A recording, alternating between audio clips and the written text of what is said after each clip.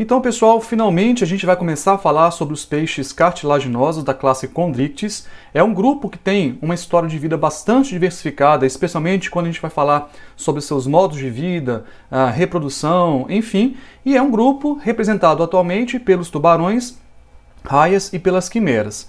Antes que a gente faça uma caracterização destes grupos, é importante lembrar sobre a posição filogenética dos tubarões, raias e quimeras dentro do grupo dos gnatostomados, que são os vertebrados que apresentam as maxilas. E é importante salientar que essas maxilas foram estruturas super importantes na evolução desses grupos, porque foi uma novidade evolutiva que permitiu que estes animais conquistassem diversos nichos ecológicos. Conquistaram diversos modos reprodutivos, de deslocamento, locomoção e assim por diante. Então, na nossa aula, que vai ser enfatizada somente no grupo dos Chondrichthyes, né, nós temos aqui nessa filogenia, então lembrando que gnatostomatas são todos os vertebrados que apresentam maxilas, e essas maxilas têm uma origem a partir dos arcos branquiais, né, pelo dobramento e diferenciação dos arcos branquiais. Eu não vou entrar em muitos detalhes a respeito dessa parte, né, da origem das maxilas, mas cabe lembrar que gnatostomata é o grupo representante aí dos vertebrados que apresentam as maxilas, e eles se divergem em dois principais grupos. O grupo dos Chondrichthyes, que é o nosso foco de hoje, e o grupo dos Teleostomi, incluindo aí os Osteíctes, que são os peixes ósseos, né? Os Actinopterídeos, que são os peixes de nadadeiras raiadas, e os Sarcopterídeos, que são os peixes de nadadeiras lobadas, incluindo aí os tetrápodes. Então é isso mesmo. Então nós somos peixes sarcopterídeos altamente especializados, né? Derivados diferentes da condição ancestral. Mas pegando aqui o nosso foco, que são os peixes cartilaginosos, a gente tem aqui algumas linhagens basais de Chondrichthyes, mas a nossa ênfase é no grupo dos Elasmobranchi. Tá? Quem são os Elasmobranchi? Nós temos aqui dois grupos representados pelos Holocefali, que são as quimeras, são peixes cartilaginosos de profundidades um pouco mais consideráveis, e o grupo dos Neocelac, né, que inclui aí as raias, tubarões, entre outros representantes. Então essa área aqui destacada em azul é o grupo de focal que a gente vai trabalhar hoje na nossa videoaula, né? E aí nós temos aí o grupo das quimeras, né, tubarões e as raias. Ok? Então vale lembrar que existem outras linhagens que já foram extintas, né? E a gente não vai dar ênfase nesses grupos não, como eu falei previamente, tá? Quais seriam então as principais sinapomorfias de Chondrichthyes? Primeiro, a gente pode falar ou levantar três principais características. A gente fala que os peixes cartilaginosos apresentam em grande parte um esqueleto axial apendicular formado por cartilagem. Embora exista algum tipo de calcificação prismática nesse endoesqueleto cartilaginoso. O que isso quer dizer? Na periferia da cartilagem dos tubarões, das raias e das quimeras, existe um pouco de calcificação prismática, certo? Eu vou mostrar aqui uma imagem que vocês vão entender isso aqui um pouquinho melhor. Presença de clasper nos machos, né? Então agora os membros pélvicos, né? As nadadeiras pélvicas, desculpa, elas são modificadas em órgãos intromitentes nos machos. Então a fecundação agora é interna, os machos introduzem um clasper na cloaca da fêmea. Tá? Então clasper é uma estrutura dos machos, é um órgão copulatório intromitente, e a presença de dentículos dérmicos ou escamas placoides. Então agora os tubarões apresentam escamas do tipo placoides, que são essencialmente equivalentes a pequenos dentes de fato, né? Tanto é que chamam dentículos dérmicos. Então aqui dá para ver um tubarão macho com os apêndices, né? Você tem aqui a nadadeira pélvica modificada em claspers. São sempre dois, né? E o macho utiliza apenas um quando ele vai copular com a fêmea. Eu vou mostrar esse comportamento de cópula num vídeo em seguida. Tá? Então o clasper é uma modificação da nadadeira pélvica dos machos. E aqui dá para ilustrar esses dentículos dérmicos ou escamas placoides que têm um aspecto muito semelhante aos dentes. Então nós temos aqui a região da derme, a placa basal, nós temos aqui a polpa desses dentículos, né, com a região de dentina e esmalte. Então nós temos aqui um pouco de osso nessa regiãozinha aqui das escamas, e é muito semelhante aos dentes, tanto é que são estruturas homólogas. Então os próprios dentes dos tubarões são escamas bastante derivadas que se deslocaram para a região mais anterior, formando aí os dentes. Vamos falar um pouquinho sobre essa cartilagem prismática calcificada. Então, por mais que esses peixes sejam cartilaginosos, eles descendem de uma linhagem de peixes que apresentavam ossificação no seu esqueleto axial, nas suas vértebras, né, especialmente. Existe uma técnica chamada de diafanização, que basicamente faz com que alguns tecidos fiquem mais transparentes. Então ele vai transparecer tecidos moles e ressaltar os tecidos mais duros, por técnica de coloração. Então tudo que for vermelho aqui é osso e tudo que é azul é cartilagem. Se vocês observarem aqui, olha, isso aqui é um esqueleto de uma raia, então vocês conseguem ver que existe elementos cartilaginosos desse endoesqueleto, mas também existe um pouco de calcificação prismática. E essa é uma característica exclusiva dos peixes cartilaginosos, né? Existe um pouco de uma camada, né? um pouco de elementos calcificados no entorno do endoesqueleto essencialmente cartilaginoso. De novo, né, o clasper, vamos lembrar que o clasper é basicamente aqui uma nadadeira pélvica modificada dos machos como órgão copulatório intromitente. Então a gente tem aqui essa região do clasper, né, que é uma extensão aqui do metapterígio.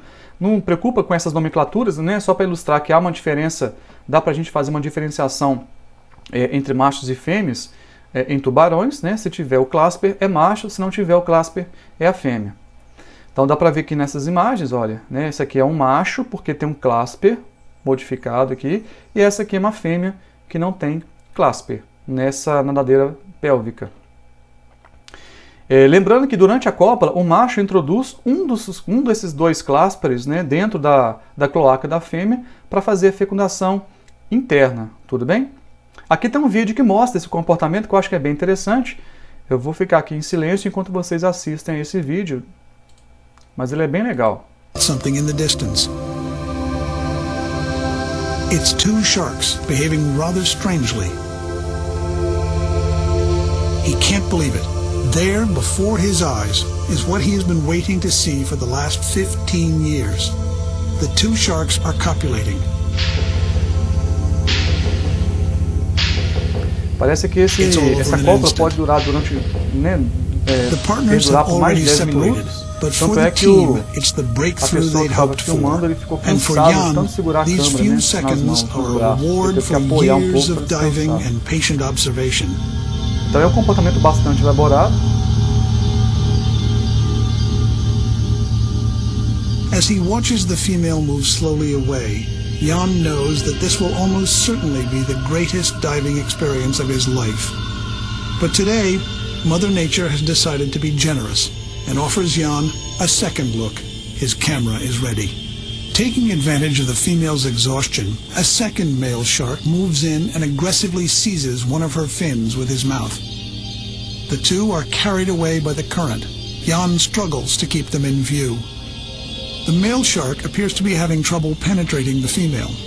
Two other sharks follow the couple, each awaiting a chance to move in.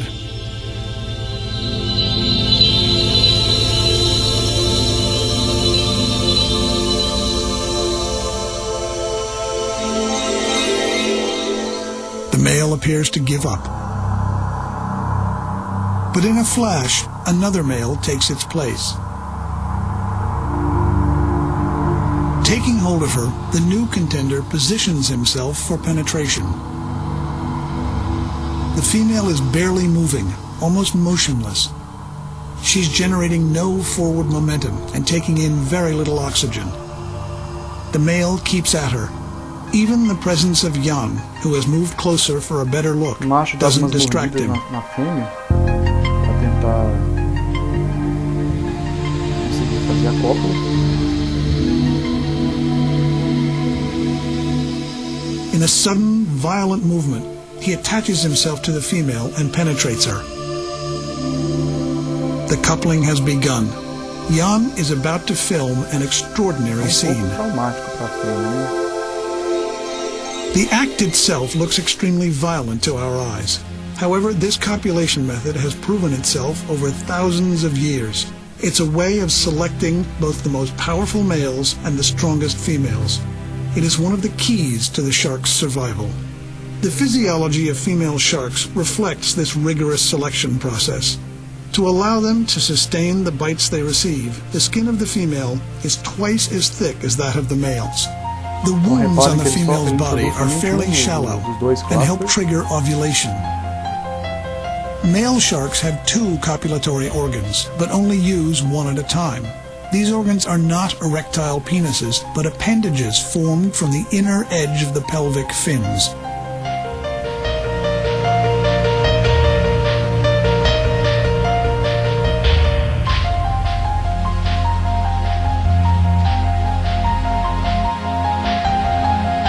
The coupling has been underway for 5 minutes. Both sharks are hardly moving and finding it increasingly difficult to breathe. They have positioned themselves head-on into the current. The water flows through their mouths and over their gills, providing them with oxygen. The current is keeping them alive, and the male struggles to maintain their position in it. One turn in the wrong direction and both sharks will be completely without oxygen. Easy prey for predators like the hammerhead.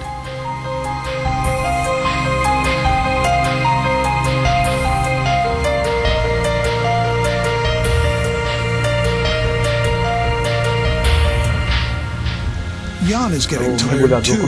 He's been fighting the same current for more than 10 minutes, clinging to the coral, camera in hand.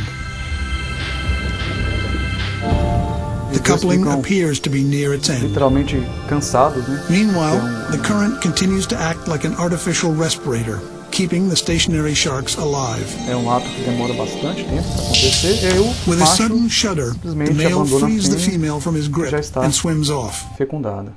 Certo? Something in Então, como eu falei, uma das 3 principais características de Chondrichthyes é a presença de escamas placoides e também da substituição dos dentes. Então, a gente viu lá que esses dentículos dérmicos, que são muito semelhantes aos dentes, tem aqui uma região de osso acelular, uma polpa, né, que tem os elementos vivos, né, como tecidos e vasos sanguíneos para alimentar essa estrutura, uma região de dentina e um esmalte, né, um enameloide. Vamos lembrar que esses dentes são sempre substituídos nas espécies de tubarões, especialmente porque são predadores de topo de cadeia alimentar. Então é um tipo de instrumento que eles precisam ter sempre à disposição para conseguir se alimentar. Então a presença de escamas placoides, né, e essas escamas têm aqui uma região de osso acelular, como a polpa, a dentina e esmalte. E esses dentes basicamente são escamas placoides modificados. Então, os dentes dos tubarões que estão situados nas maxilas são praticamente escamas altamente modificadas.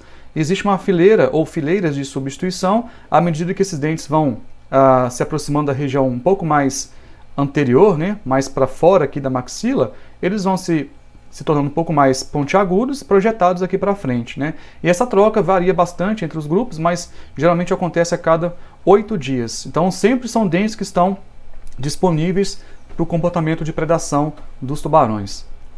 Então vocês podem ver aqui nessas imagens que esses dentes são realmente bastante pontiagudos e dá para ver que claramente as fileiras de dentes, né, alguns não funcionais e outros mais aqui nessa região marginal na maxila, que são os dentes funcionais, tá? Então são fileiras de dentes que vão sendo substituídas ao longo do tempo, em geral a cada 8 dias. Existem espécies que têm um hábito mais de durofagia, né? uma alimentação mais durofágica. Então se alimentam de moluscos, bivalves, enfim, são recursos que têm uma certa dureza.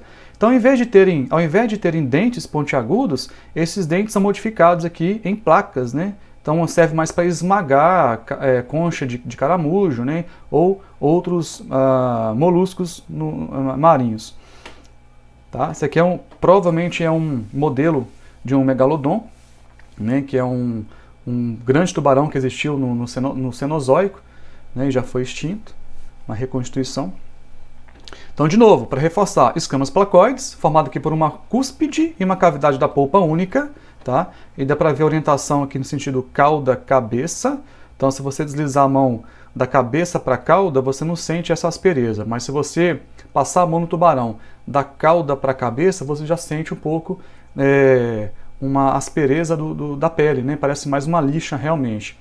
e adicionam escamas à medida que crescem. Agora, o tamanho, a forma e a organização dessas escamas é muito importante, porque reduz a turbulência do fluxo de água e aumenta a eficiência natatória. Então são escamas altamente hidrodinâmicas, muito importantes aí para natação, já que são animais que precisam perseguir suas presas, geralmente para conseguir subjugá-las. Uma coisa que é importante, tudo bem que isso aqui é muito anatomia comparada, tá? Vocês não precisam ficar lembrando, decorando não. Mas é importante só mostrar essa diversidade dos padrões de sustentação de suspensão das maxilas, né? Ou sustentação das maxilas, porque dentre o grupo dos gnatostomata, os tubarões representam aí um grupo que tem uma grande cinese craniana. Aí vocês vão entender o porquê que eu estou querendo dizer, eu estou querendo falar sobre isso. Bem, esses padrões de suspensão das maxilas variam entre os grupos de vertebrados. Você tem um padrão mais basal, primário, que é chamado de autostilia. O que é autostilia? Vamos só entender aqui essa anatomia do crânio, né, do esqueleto visceral e aqui do condrocrânio dos tubarões. Nós temos aqui na região em azul, é o condrocrânio, tudo bem? Condrocrânio. É o nosso crânio, tá? Que abriga o encéfalo, os órgãos do sentido, enfim. Nessa região destacada aqui em cinza ou verde um verde estranho, né? Não sei a cor disso aqui não, mas enfim, nós temos aqui as maxilas, né? A maxila superior e a maxila inferior. A maxila superior é chamada de cartilagem palato quadrado, porque é tudo cartilaginoso, vamos lembrar, né? Vamos sempre lembrar disso, mas que tem aí uns elementos de calcificação. Nós temos a cartilagem mandibular dessa região inferior, tudo bem? Então, de acordo com algumas teorias, talvez a mais tradicional, sugere que essas maxilas, elas se originaram de arcos branquiais, tá? Então, na evolução dos peixes de agnata para gnatostomata, o primeiro arco branquial se modificou em uma maxila funcional. Então, teve um dobramento e uma diferenciação dos arcos branquiais, formando maxilas. A primeira fenda branquial formou um espiráculo, que a gente pode observar em alguns grupos de vertebrados, né, aqui no caso também dos condrictes, e o segundo arco branquial formou a iomandíbula, que está aqui ó, colorido em roxo, tudo bem? Então, como é que é a suspensão autostílica? Suspensão autostílica é aquela em que o palato quadrado está fusionado ao crânio, tá? Não tem nenhum outro tipo de ligação aqui, olha, de conexão com a iomandíbula. Então, ela se fixa, né? Ela se auto-mantém fixada no crânio, tá? Autoestílica, tá? Ou autostilia. Então, é a suspensão mais primitiva, mais básica, mais comum, né? Lá dos grupos mais basais, tá bom? Isso aqui foi idealizado também para alguns placodermos, que são aquelas linhagens já extintas, né? Antes dos cartilaginosos. No caso B, nós temos aqui o tipo de suspensão anfistílica ou anfistilia. E aí vocês conseguem observar a diferença que tem aqui. Tá vendo a iomandíbula? Essa iomandíbula, ela também vai conectar a maxila superior ou o palato quadrado. Então agora a maxila superior está fixa ao crânio, nessa região aqui mais distal, mas também aqui nessa região mais posterior está conectado ao crânio a partir da iomandíbula. Então é uma suspensão anfistílica, porque agora essa maxila tem dois pontos de ancoragem no crânio. Nessa região aqui, que ela já está fundida mesmo no crânio, e nessa região aqui, junto com a iomandíbula. Agora existe um padrão de suspensão bem interessante, chamado de iostilia, ou suspensão iostílica, que a gente observa aqui, olha, nos condrictes mais derivados e alguns peixes ósseos, tá? Olha que interessante. Percebem que a maxila superior e a maxila inferior está completamente livre do crânio, né? Agora, o que sustenta essas maxilas? A iomandíbula. Então, a iomandíbula está conectada ao crânio e ela conecta também nessa região aqui mais posterior das maxilas, certo? De tal forma que a conexão que existe entre o crânio e a maxila faz com que essas maxilas consigam ser projetadas para frente, de uma forma bastante interessante. Eu vou mostrar para vocês um vídeo que mostra ali um exemplo do tubarão gnomo, que ele é capaz de projetar a sua maxila muito para frente, né? É um exemplo bastante extremo de suspensão iostílica. Tudo bem, gente? Então dá para perceber que as maxilas ficam muito mais livres, né? Para poderem ser projetadas para fora, né? Para a região aqui, olha, mais anterior. Então é como se literalmente os tubarões conseguissem projetar suas maxilas sobre as suas presas. Isso aqui a gente chama de cinetismo craniano, né, que é muito importante entre as espécies mais derivadas de Chondrichthyes. E por fim nós temos aqui uma suspensão autostílica secundária, que ela é derivada da condição anfistílica, tá, ou da anfistilia, e aí de novo a iomandíbula perde esse contato aqui com as maxilas e a maxila superior volta a ficar fusionada no crânio. Então nós que somos mamíferos, nosso padrão de suspensão é do tipo autostílica mesmo, aqui olha, secundária, né? A nossa maxila está fusionada no crânio, a gente não consegue movimentar as maxilas, projetar, né, para frente. O único movimento que nós conseguimos fazer com as nossas maxilas é lateralmente assim para os lados e para baixo e para cima, né? A gente consegue fazer essa projeção para frente como os tubarões conseguem fazer. Tudo bem? Então, assim, não se preocupe com esses padrões, o mais importante é entender e reconhecer o porquê que os tubarões conseguem apresentar, expor muito a região das maxilas para fora quando eles vão predar suas presas. Um exemplo aqui, né? Então dá para vocês observarem. Isso aqui parece uma gengiva, mas não é. Isso aqui é a região mais... na verdade, são as maxilas projetadas, né? Então, basicamente aqui são as cartilagens da maxila projetadas aqui para fora. Então, quando o animal ele vai abocanhar a sua presa, ele projeta a sua maxila e dá um aspecto de uma gengiva, mas basicamente são as maxilas, maxila superior e a maxila inferior, e com as suas fileiras de dentes altamente adaptadas para a predação, né? Vamos lembrar então da posição filogenética dos grupos dos Chondrichthyes dentro dos gnatostomados. Nós já vimos, né, que é o grupo irmão dos Teleostomi, tá?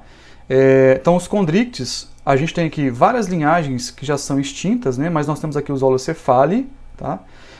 A classificação muda bastante de acordo com o autor. Tem gente que considera o Holocephali dentro de Elasmobranch, por exemplo, mas não se preocupe com essas classificações, só para dar uma ideia dessa posição filogenética, mas a gente considera então que os grupos viventes são os de Holocephali. Você tem aqui umas linhagens mais basais de tubarões.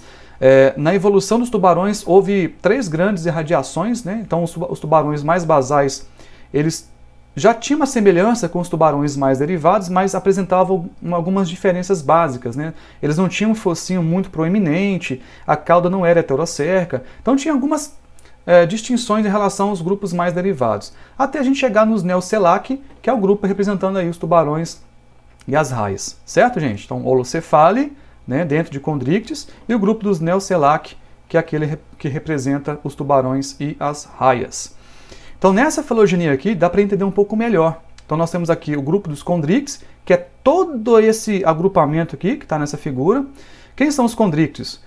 Aí, vamos lembrar que a gente está falando aqui somente dos grupos viventes, né? Então, os Chondrichthyes, ou peixes cartilaginosos, são formados ou compostos pelo grupo dos Holocephali, que são as quimeras, e um grupão, chamado Elasmobranch, que é sinônimo de Neocellaci. Então, vocês podem usar tanto o termo Neocellaci quanto Elasmobranch, certo? Dentro de Neocellaci, vocês podem ver que tem 2 regiões com cores distintas, né? Um azul. Tudo que está aqui em azul, a gente chama vulgarmente de tubarões, tá? Então, tubarão é um agrupamento parafilético. Por que é parafilético? Porque inclui representantes de Galeomorphe e de Squalomorphe, tá? Incluindo aqui, olha, tá? Então é parafilético porque não inclui um ancestral comum e todos os seus descendentes, certo? E por outro lado, aqui nós temos uma região em vermelho, destacando aqui o grupo dos Batoideae, que é o grupo das raias, tá? Um grupo monofilético, uma linhagem derivada de tubarões. Então basicamente é isso aí, ok? Então Chondrichthyes, considerando apenas as espécies viventes, nós temos aqui as quimeras, os tubarões e as raias, lembrando que tubarão é um agrupamento parafilético, tá?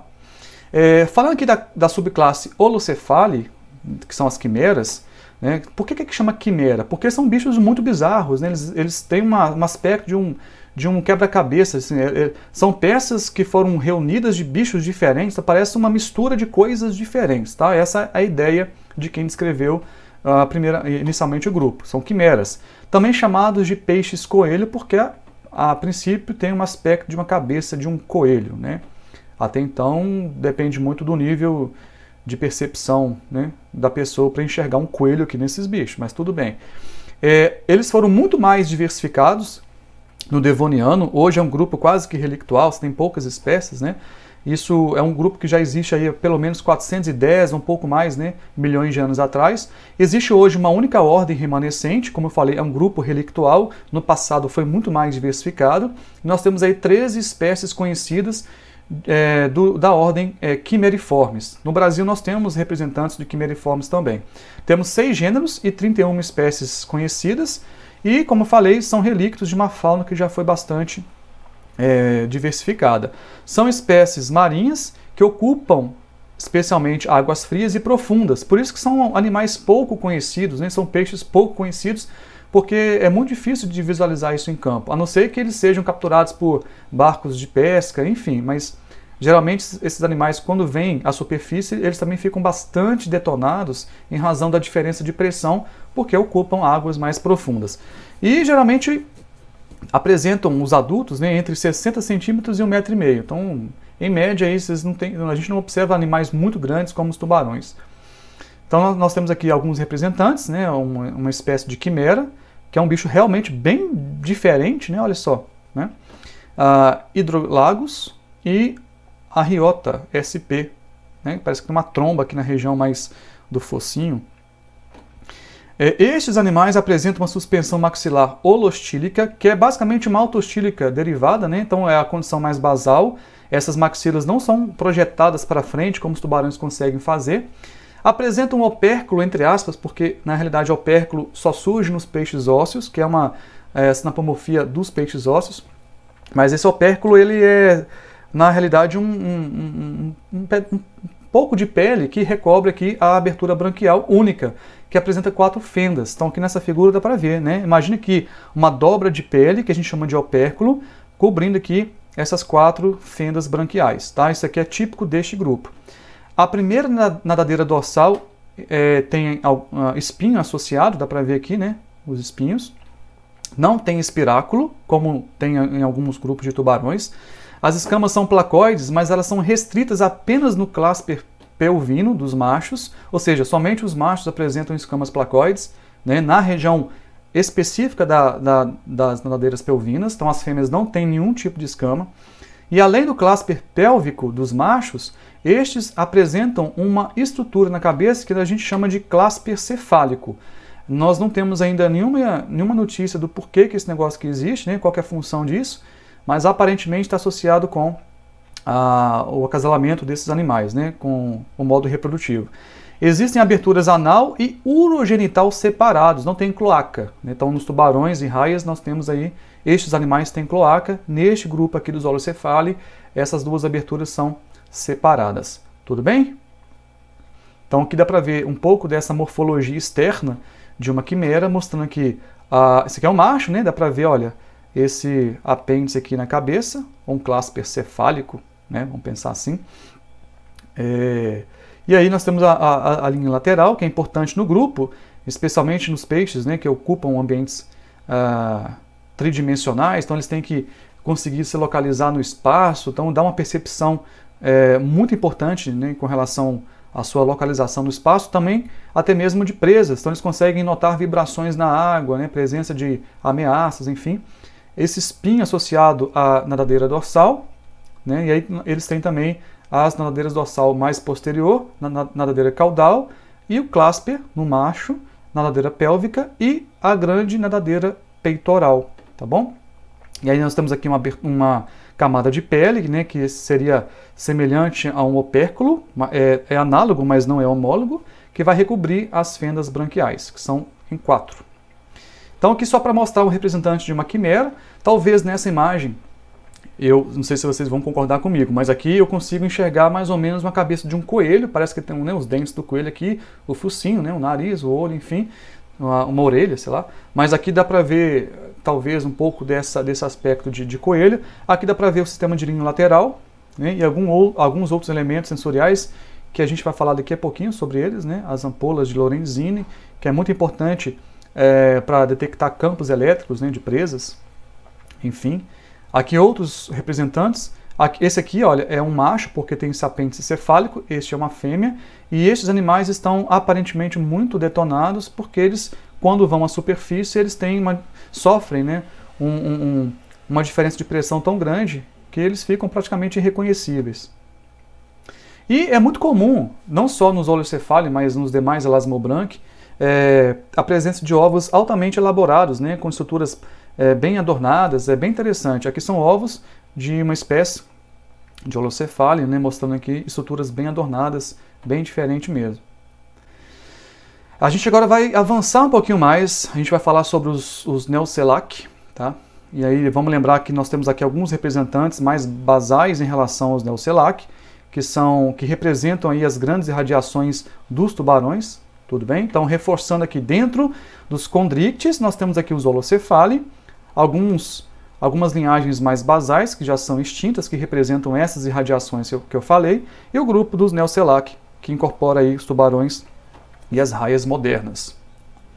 Dentro de Neoselac, a gente tem aí aproximadamente, a gente pode até aumentar um pouco mais esse número aqui, que provavelmente já chegamos, ou se não, a gente já ultrapassou a marca de 1000 espécies descritas, né?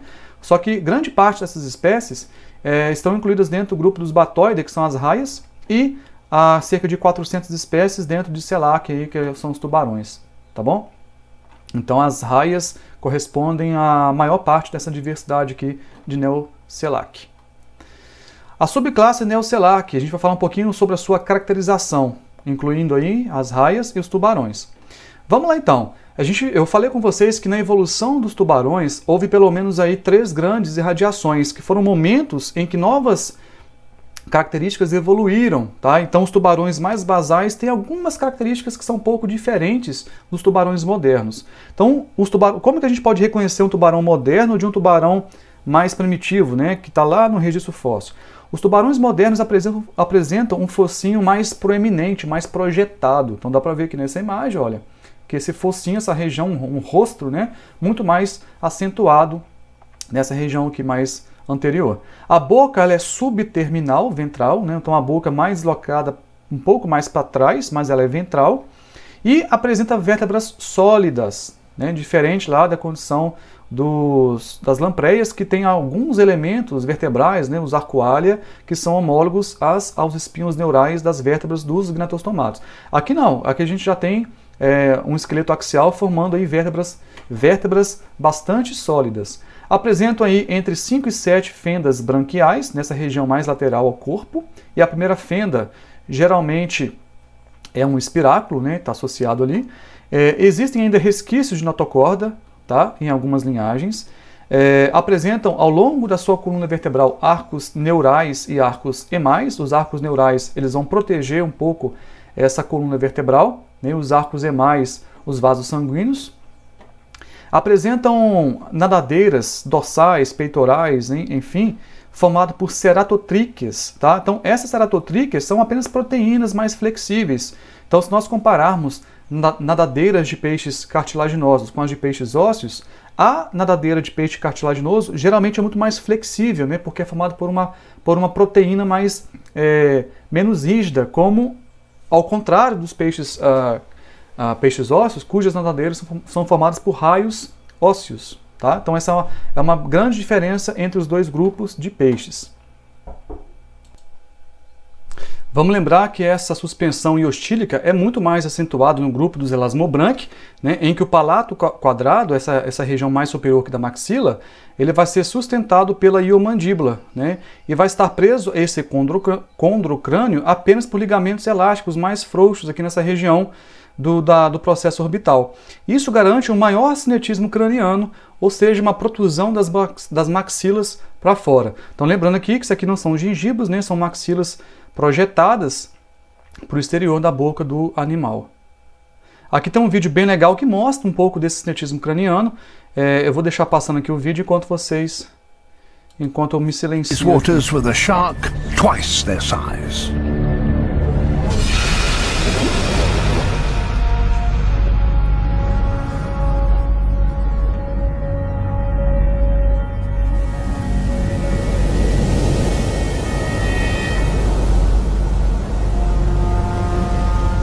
Great white,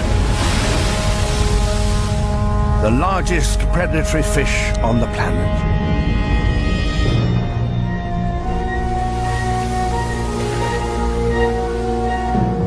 Each dawn, Cape fur seals leave their colony to go fishing. To reach the open sea, they must cross a narrow strip of water, and that is patrolled by great whites.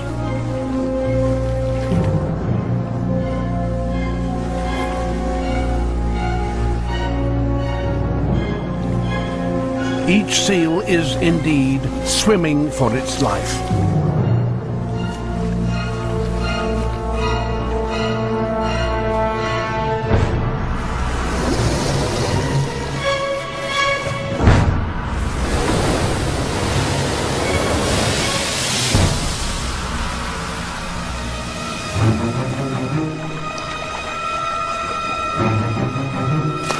The shark relies on surprise.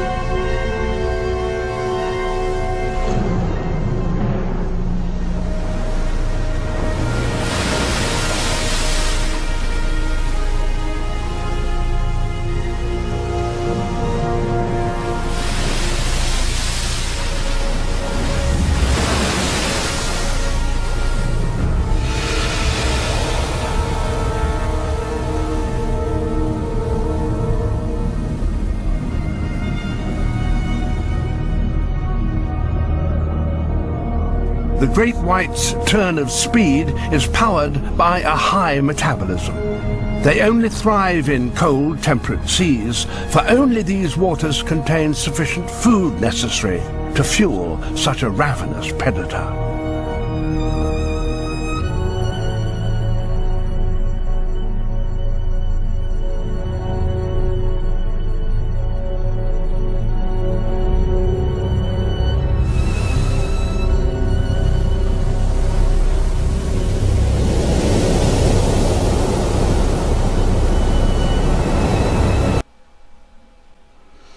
Ok. Eu vou mostrar aqui daqui a pouquinho outros exemplos desse cinetismo craniano mais acentuado no peixe, no tubarão doente, né? Então, de novo, nessas duas imagens vocês conseguem observar antes do ataque, né, como as maxilas estão um pouco mais resguardadas na região aqui da boca, e aí quando ele vai realmente atacar a sua presa, ele projeta as maxilas para frente em razão desse alto cinetismo craniano, né, promovido pela suspensão iostílica. Então esse é o caso do tubarão doente que eu falei, é o Goblin Shark, né, da espécie Mitsukurina houstoni, tá? E é bem interessante porque esse é um caso bastante extremo de cinetismo craniano. Olha só que interessante, esse aqui é um braço de um mergulhador, então essa espécie de peixe geralmente é encontrada, geralmente não, ela é encontrada em regiões de maiores profundidades no oceano, então raramente é visto, né, na superfície, e quando esse bicho é encontrado nos navios de pesca, ele geralmente é encontrado morto, né, porque ele não tolera também essa diferença de pressão. Mas observem bem aqui como que essas maxilas são projetadas para frente, né, de uma forma bastante extrema. E dá para ver aqui, olha, aí a mandíbula, né, essa regiãozinha aqui que sustenta as maxilas.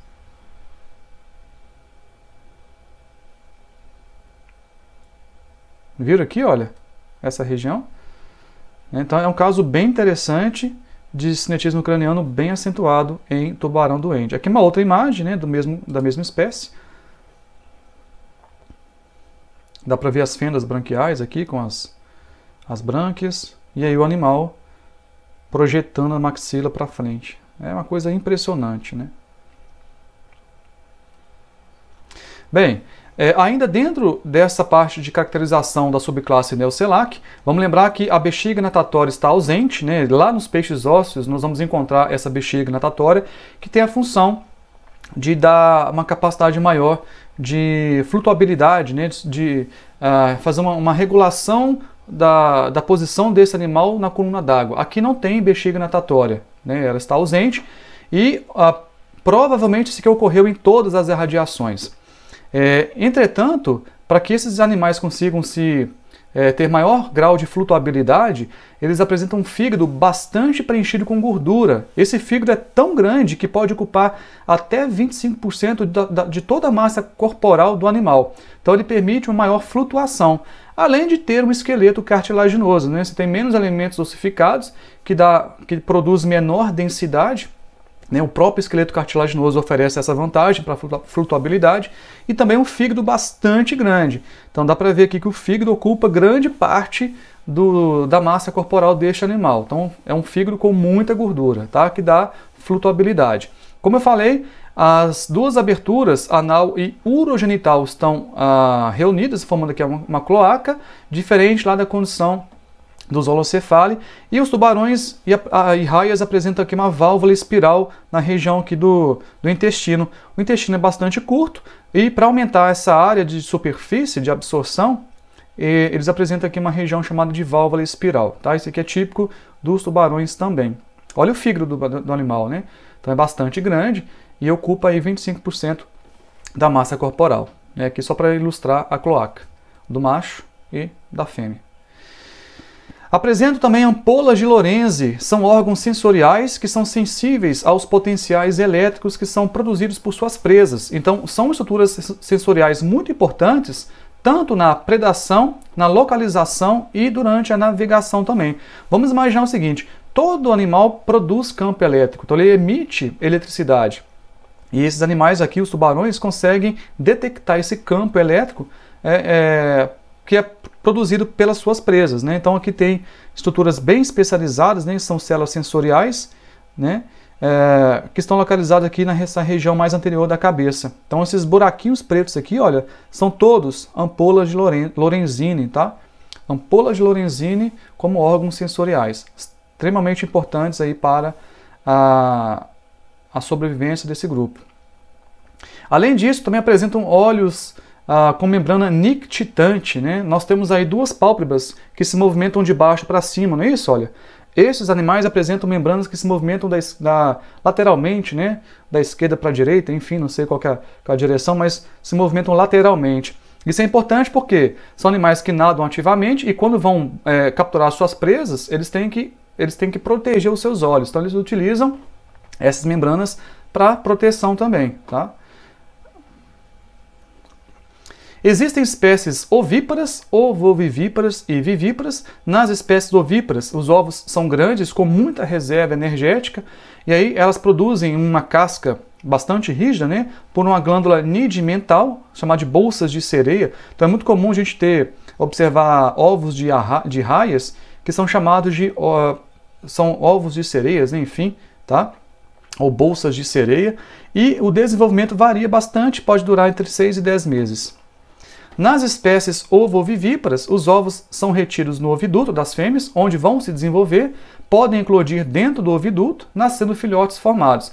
Aí nós temos aí 70% das espécies de tubarões têm o tipo de ovoviviparidade. E por fim, nas espécies vivíparas, os embriões se desenvolvem em contato muito mais íntimo com as paredes do oviduto, tanto é que a mãe oferece a partir daí já existe um grande cuidado parental em que a fêmea pode produzir ovos não fecundados para servir de alimento para os próprios filhotes. E eventualmente, dentro do oviduto da mãe, existe um grau de canibalismo entre os filhotes. Aqueles que são um pouco mais desenvolvidos, literalmente predam seus irmãos um pouco menos desenvolvidos.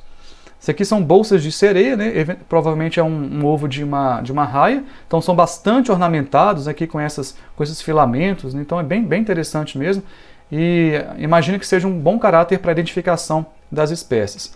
Aqui é uma fêmea de tubarão martelo, dá para ver a quantidade enorme de filhotes que foram removidos aqui do seu oviduto, né? Então olha essa quantidade, tubarão branco, se não estiver enganado, né? Tubarão branco, mostrando aqui, olha, vários filhotinhos aqui que foram removidos aqui do oviduto da fêmea. Então lembrando que existe grau de canibalismo variado entre as espécies. Aqui são ovos não fecundados, fertilizados, que são usados pelos próprios filhotes como fonte de reserva de alimento, né? Tem bastante aqui vitelo, que é um tecido que oferece bastante energia para os filhotes.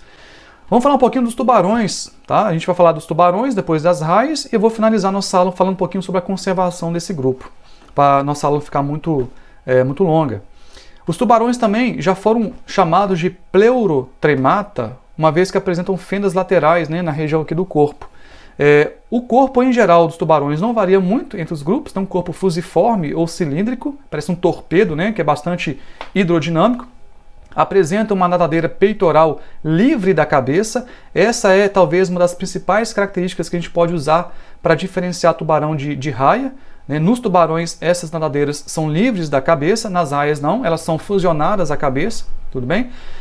Existe uma grande diferença de tamanho entre os tubarões. Você tem espécies que podem ter de 25 centímetros até 12 metros. A maioria das espécies é carnívora e predadora, embora existam espécies que se alimentam de plâncton, tá? E não formam, como falei lá no comecinho da aula, um grupo natural, então é parafilético. A gente observe que nesse cladograma, que toda essa região destacada aqui em azul, a gente chama de tubarão, mas em razão desse agrupamento aqui, tubarão não é um grupo monofilético, né? É um agrupamento parafilético de espécies, popularmente chamados de tubarão, tudo bem? Dentre os tubarões, nós temos aqui dois principais representantes, né? Então vamos lá, olha, Chondrichthyes, né? os quimeriformes, o holocefale, nós temos aqui os elasmobranchi. Aí nós temos aqui o seguinte, olha, vamos lembrar que toda essa parte azul aqui é tubarão, né? Então uma parte de Galeomorphe é tubarão e uma parte de Squalomorphe também é tubarão, entende?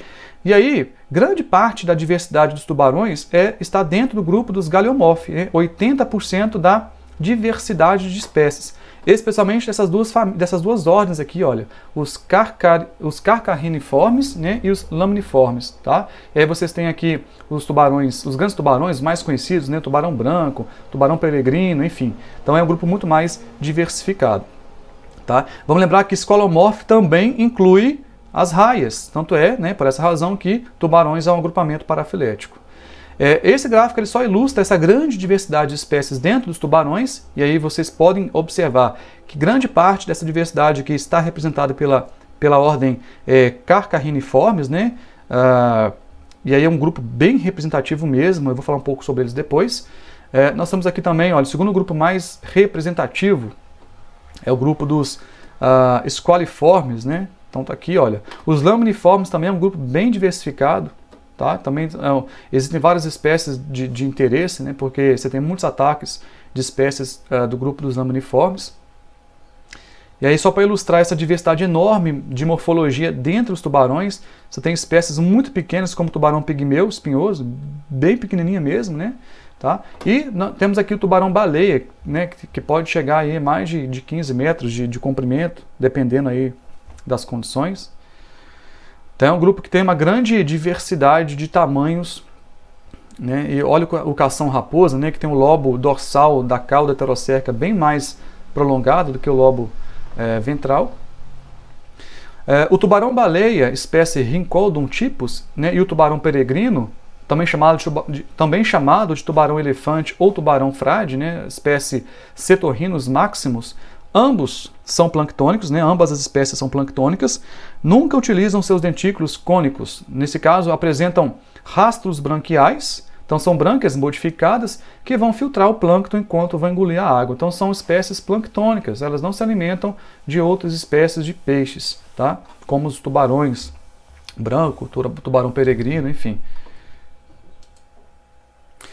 Na divisão das raias, nós temos aqui o grupo dos Batoideae, também chamado de Hipotremata, né, porque as fenas branquiais estão localizadas na região ventral dos animais. É um grupo monofilético, a gente pode ver aqui nessa região em vermelho aqui do cladograma, né, os Batoideae. Nós temos aqui alguns grupos, ou agrupamentos, ou ordens. E aí nós temos aqui literalmente um pente. A gente chama assim, em sistemática, quando a gente não consegue estabelecer com muita resolução as relações filogenéticas entre grupos, a gente encontra aqui, literalmente, uma politomia, né? Então não dá para saber quem é mais próximo de quem, tudo bem? Então isso aqui é uma politomia dentro do grupo dos Batoideae. Então, eventualmente, assim, eu imagino que lá na frente, alguns estudos vão tentar resolver um pouco mais essas relações aqui. Mas a gente consegue identificar Batoideae como um grupo natural ou monofilético. É uma linhagem derivada de Squalomorpha, tá? Então nós temos aqui o Squalomorpha. Então, basicamente, raias é uma linhagem derivada de esqualomorfa, né? Como eu falei, as relações são bastante controversas, não dá para entender melhor quem é mais próximo de quem, como eu falei. Alimentação, primariamente, né, são durófagas, são animais que se alimentam de organismos que têm conchas mais duras, inclusive os seus dentes são bastante modificados, né, para esmagar essas estruturas. São primariamente bentônicas, vivem associadas ao fundo dos oceanos, né, ou águas um pouco mais rasas. Existem espécies, existe uma família exclusiva de água doce, de rios. Em algumas espécies existe uma ampla área rica em ampolas de Lorenzini e são espécies essencialmente ovíparas. Vamos lembrar, né, a gente viu lá a diferença entre tubarões e raias. Nesse caso aqui, as nadadeiras peitorais elas sempre vão estar ligadas à cabeça e apresentam fendas branquiais na região mais ventral, tá? Por isso que chamam hipotremata. E na natação dá para a gente observar uma ondulação dessas nadadeiras peitorais de uma forma muito mais sofisticada, né? Então a gente tem aqui as jamantas, né, que são aquelas raias gigantescas pelágicas que nadam ativamente e conseguem fazer aquelas ondulações, das suas nadadeiras peitorais.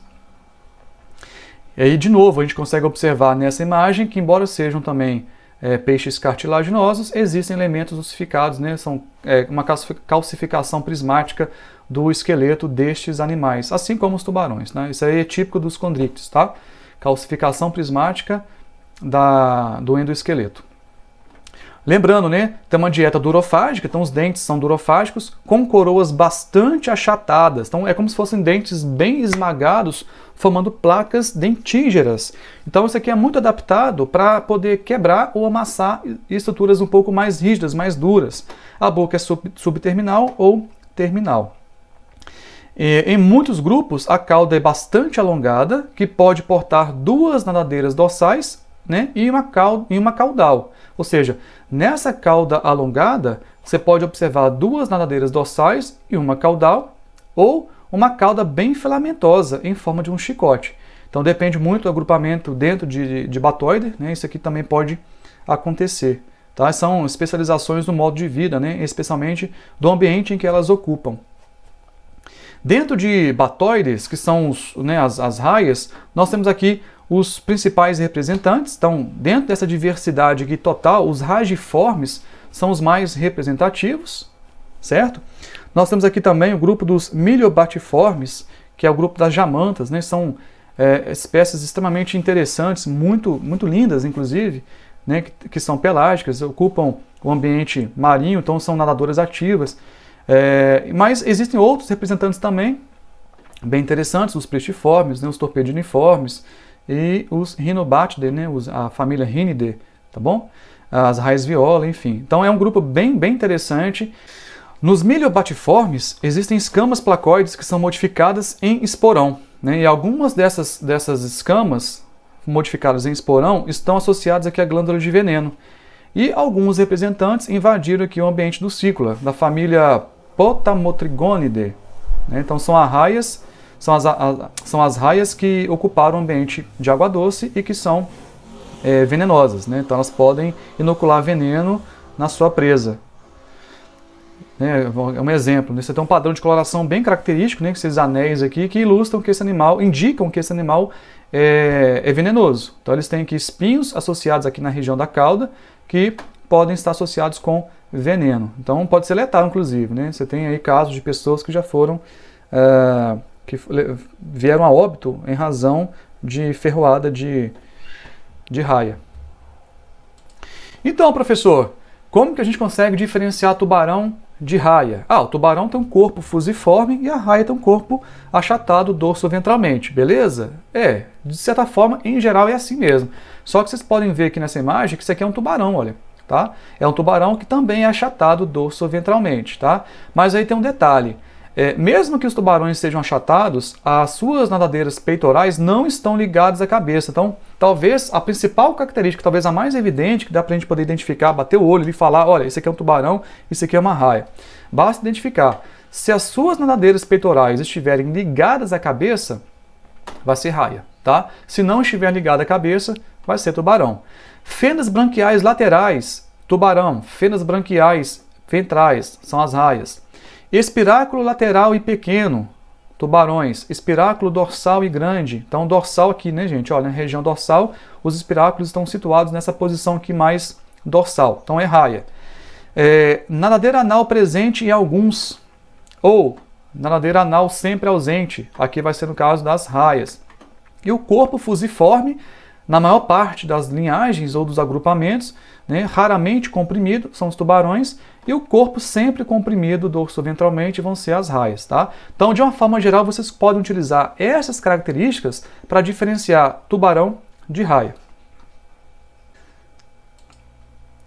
No Brasil existem 165 espécies de condríctes marinhos e 18 de água doce, sendo estas 96 de tubarões e 88 espécies de raias. Essas são as principais ordens de condríctes do Brasil. Depois vocês podem dar uma lida com mais detalhes. Lá no livro de Biologia de Vertebrados está disponível aqui essa informação. Depois vocês podem ler com um pouco mais de calma. Mas aqui só quis colocar para mostrar essa representatividade das principais ordens de condríctes brasileiros, tá? E aí eu fiz um gráfico de pizza só para ilustrar que praticamente 50% dessa diversidade de condríctes está representado aqui pelas raias, né, no grupo dos radiformes, e os outros 50% pelos tubarões. Dentro do grupo dos tubarões, 24% aqui, olha, está representando aí os carcarriniformes, em segundo lugar, os esqualiformes, e em terceiro, com 7%, os laminiformes. Então essa seria a representatividade de cada grupo dentro de condríctes no Brasil. Quando a gente fala de conservação de tubarões, é importante que a gente desfaça a má reputação que esses animais apresentam. E aqui tem alguns dados mais de curiosidade que apontam que outros grupos de animais podem causar mais mortes do que os próprios tubarões. Então, por exemplo, isso aqui são dados bem generalizados, né, que mostram que, em média, anualmente 5 pessoas morrem por ataque de tubarões, enquanto que 40 pessoas morrem anualmente por ataque de águas-vivas, né? 2.900 pessoas morrem, em média, anualmente, por ataques por hipopótamos. Então, embora os tubarões tenham uma péssima reputação, eles de fato representam um número muito pouco representativo dessas mortalidades. Embora sejam temas, né, tenham sido temas historicamente de filmes hollywoodianos, né, ainda aumentando um pouco dessa má reputação que os animais apresentam. Nesse quadro aqui à direita, observe que existe um ranqueamento de ataques de tubarões não provocados confirmados entre 1958 e 2018. Os Estados Unidos são o país com o maior número de ataques não provocados. O que é um ataque não provocado? Quando a pessoa está lá tomando banho no mar, né, e aí de repente aparece um tubarão que pode atacar a pessoa. Existem ataques que são provocados, quando a pessoa fica ali molestando o animal, né, incomodando, e esse tubarão vai e ataca como resposta a esse estímulo.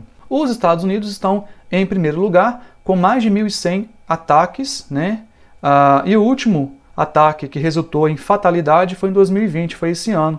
Né? Nós temos aqui 36 casos de ataques fatais de tubarões, né, para ataques não provocados. A Austrália em segundo lugar, com 540 casos de ataques, 78 deles fatais, e o último aconteceu nesse ano também. Né? Na América do Sul, aqui incluindo o Brasil, nós tivemos aqui 117 casos de ataques não provocados, 26 deles resultando em morte, e a última morte aconteceu em 2018, tá bom? Então é uma lista que vocês podem consultar nesse site aqui, olha, eu vou mostrar depois para vocês qual que é a fonte que eu utilizei, mas existem vários bancos de dados que mostram esses dados para vocês na internet, tá? Isso aqui também são ataques de tubarões no mundo todo, são praticamente os mesmos dados, mas neste mapa vocês conseguem observar qual que é a maior frequência com que esses ataques acontecem. Nos Estados Unidos, né, como eu falei, são os campeões em ataques de tubarões. O Brasil também está nessa lista em quarto lugar. O Brasil teve 104 ataques entre 1580 e 2018. Né? Então está aqui a fonte, olha, Florida Museum. Tá? Vocês podem acessar aqui esse site para consultar essas fontes aqui que eu estou utilizando só para representar um pouco desses registros de ataques de tubarões. Tá? Então existe uma lista aqui, olha, muito grande dos principais países que tiveram ataques de tubarões nas últimas décadas. Tudo bem? No Brasil, o estado que mais se destaca com relação ao ataque de tubarões é Pernambuco, como todo mundo já sabe. Então nós tivemos aqui, olha, entre 1931 e 2020, esse ano, cerca de 105 ataques não provocados. Então, Pernambuco é o estado brasileiro que mais se destaca no número de casos, né, 59 casos somente em Pernambuco. São Paulo e Maranhão estão em segundo lugar, com aí aproximadamente 10 casos de ataques de tubarões. Né? Depois Rio de Janeiro, Rio Grande do Sul, Bahia, né? Santa Catarina com 2 casos, ainda bem, certo? Mas é bom tomar cuidado, ok? E aí nessa lista de espécies que eventualmente podem atacar seres humanos, nós temos aqui os principais responsáveis, né, ou representantes destes ataques, desde a galha branca até aqui o tubarão branco. Tá?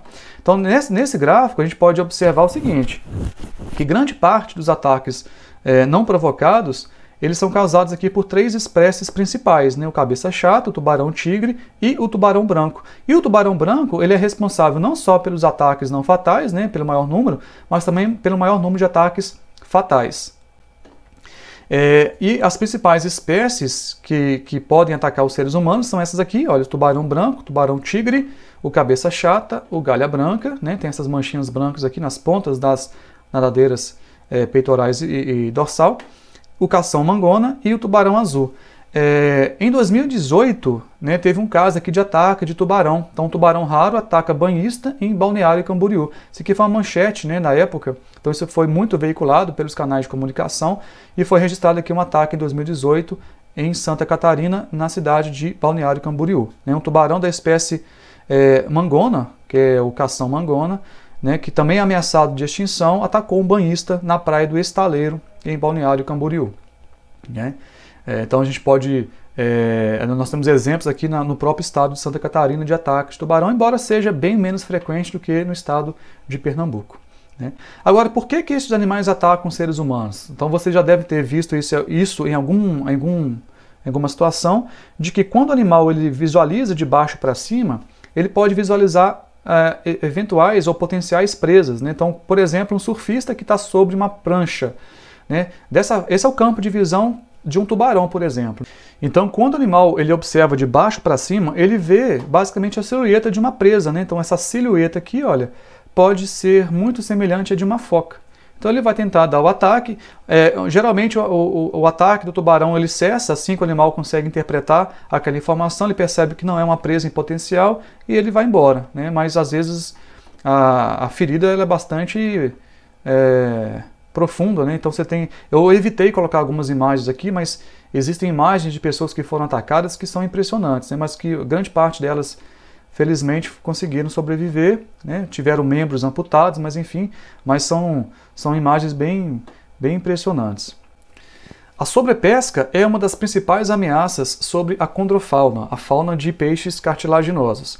São animais que têm uma baixa fecundidade de uma forma geral e demoram muito tempo para entrar na fase reprodutiva. Então são típicas espécies do comportamento K-estrategista. Né? Então isso por si só já aumenta a sua vulnerabilidade à extinção. E uma vez que estão sendo sobreexploradas, existe ainda um potencial para que algumas populações entrem em colapso. Existem situações que as populações já foram suprimidas em quase 80%, levando aí à extinção em algumas regiões do planeta. Então aqui é só para ilustrar algumas imagens de como que essas espécies são exploradas de maneira indiscriminada, sem nenhum tipo de controle. Né? Por exemplo, aqui, olha, é muito comum no Brasil e em vários países do mundo, em especial nos países asiáticos, mas no mundo inteiro são espécies altamente consumidas, né? Você tem um valor comercial muito grande. Em alguns países, as suas nadadeiras ou barbatanas são usadas também na culinária local, enfim. Né? Então você tem aqui o abate de vários animais somente para remover as suas barbatanas ou nadadeiras. Né? Então as pessoas literalmente descartam o animal quase que inteiro no oceano, de volta para o oceano, e ficam só com as suas nadadeiras, porque tem um alto valor comercial, em especial nos países asiáticos. Aqui um tubarão-martelo sendo literalmente jogado de volta ao mar só para coletar aqui a sua nadadeira dorsal, que é uma pena. Né? Outros animais que foram abatidos também para remoção das nadadeiras. Aqui eu vou ilustrar algumas espécies que já estiveram ou estão ainda na lista de espécies ameaçadas, né? E aí existem vários esforços e iniciativas, não só do governo, mas de algumas ONGs e também de iniciativas privadas para a conservação das populações de tubarões no Brasil. E aqui eu vou ilustrar, eu peguei esses dados do ICMBio, né, que é o Instituto Chico Mendes de Conservação da Biodiversidade, e é uma lista de espécies de tubarões que estão ameaçadas aqui no Brasil, mas também no mundo inteiro. Aí eu vou dar aqui como exemplo a espécie de tubarão-raposa, né, Alopias superciliosus, né, a espécie de tubarão galha branca, ou Carcarhinus longimanus, que tem essas pintas, né, ou manchas brancas nas pontas das nadadeiras, né, então a galha branca.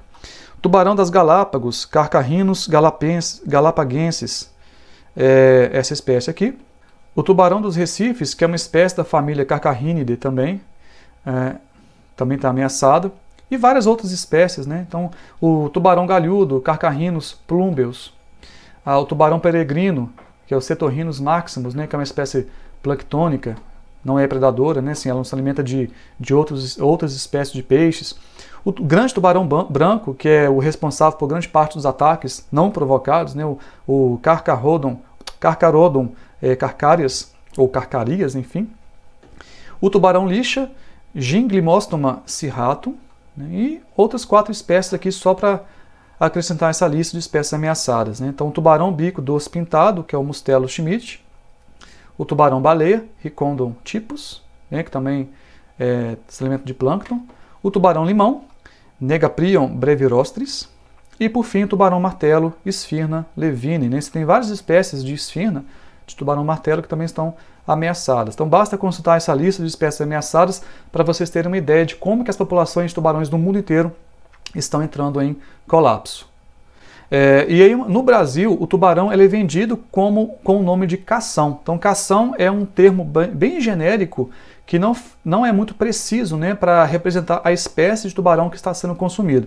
Tanto é que existem vários artigos que já foram publicados e que comprovam que cação é a maior mentira da vitrine da peixaria no Brasil. Né? E aí muita gente acha que está consumindo tubarão, mas na verdade pode estar consumindo qualquer tipo de peixe, inclusive peixe ósseo. Então aqui eu só trouxe alguns artigos que apontam, que fazem uma discussão sobre esse problema no Brasil. A venda de cação, ela geralmente tem uma origem ilegal, não há nenhum controle sobre as populações de tubarões. E lembrando que no Brasil também existem populações que estão sendo suprimidas a ponto de entrar em colapso e de serem extintas pelas razões que eu já apresentei para vocês, né? A baixa fecundidade e um tempo muito grande para entrar na fase reprodutiva, típico aí das espécies K estrategistas. Então esses artigos aqui, eles foram publicados aí nos últimos 2, 3 anos e eles apontam sobre esse problema. Este aqui, por exemplo, foi publicado por Almeron Souza em 2018 e colaboradores, e ele fala sobre identificação molecular de carne de tubarão em mercados locais no Brasil, né? E eles falam sobre a evidência, a comprovação de que existe uma má rotulagem e um comércio ilegal, né, de peixes, de espécies que estão ameaçadas. Então eles apontam sobre o grande problema que tem no Brasil, a venda de tubarão, de carne de tubarão de maneira ilegal. Tá? Não há um controle rígido no Brasil para que esses peixes sejam vendidos. Tá? Então é importante que a gente reconheça o nosso papel na sociedade para evitar que as populações de tubarões e raias sejam extintas, não só na região onde elas ocorrem, mas em todo o planeta, né? Isso é uma coisa que a gente tem que pensar muito, e vocês, como engenheiros, também têm esse papel pela frente. Como a gente consegue fazer o manejo sustentável desse recurso pesqueiro, que é muito importante para várias pessoas no mundo inteiro. Pessoal, então é isso aí. Eu espero que vocês tenham gostado da nossa primeira videoaula. Eu acho que eu extrapolei bastante o nosso tempo aqui, mas são informações muito importantes que vocês têm que ter na formação enquanto engenheiros de aquicultura. E é claro que não dá para esgotar esse conteúdo nessa aula. Existem muito mais informações que vocês podem consultar nos artigos que eu disponibilizei no Moodle e nos outros textos e vídeos que também estão disponíveis. Então, um grande abraço para vocês e até a próxima videoaula.